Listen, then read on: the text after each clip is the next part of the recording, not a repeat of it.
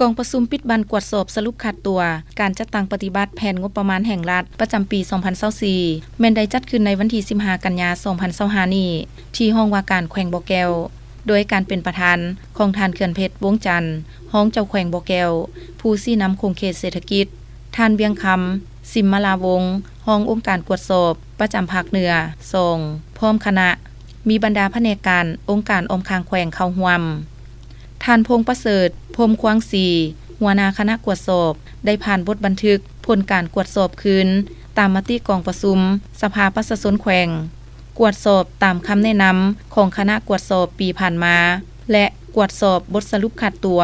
การจัดตั้งปฏิบัติแผนงบประมาณแห่งรัฐของแขวงบ่อแก้วประจำปี 2024ผ่านการกวดคืนตามมติกองประชุมสมัยสามัญเทื่อที่ 8 ของสภาประชาชนแขวงบ่อแก้วสุดที่2ฉบับเลขที่ 06 สพส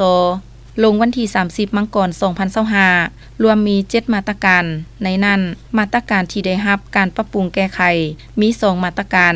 นี้ต้องส่งเงินทดแทนชดเชยที่ดินให้ประชาชนจำนวน 400 ล้านกีบได้รับการชดเชยจำนวน 380 ล้านกีบและยังค้างจำนวน20ล้านกีบยังบ่ได้นำไปฝากไว้ในบัญชีคลังเงินประจำแขวงมาตรการที่ได้รับการปรับปรุงแก้ไขบ่ขาดตัวมี 4 มาตรการให้คะแนนคุ้มครองทรัพย์สินแห่งรัฐและคลังเงินประจำแขวงวิเคราะห์วิจัย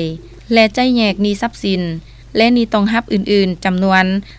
780 ล้านกีบไปตามสารบานงบประมาณเพื่อปฏิบัติตามมาตรการเร่งทวงสร้างและแก้ไขเป็นแต่ละกรณี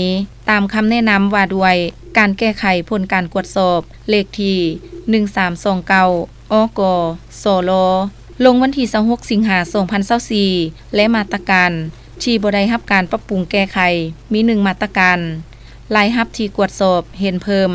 เงินสวยเหลือลาของแขวงที่ได้เอาไปจ่ายนอกแผนจำนวน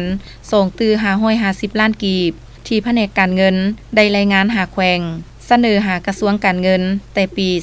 2020เพื่อสร้างแผนและจัดสรรเข้าแผนรายรับรายจ่ายประจำปี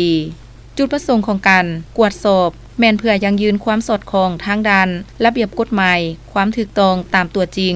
มีประสิทธิภาพประสิทธิผล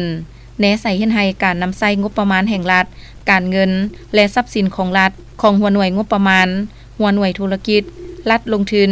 และหัวหน่วยที่บ่แสวงหาผลกำไรเคลื่อนไหวถูกต้องตามกฎหมายสกัดกั้นปรากฏการณ์ย่อท้อทางด้านการเงิน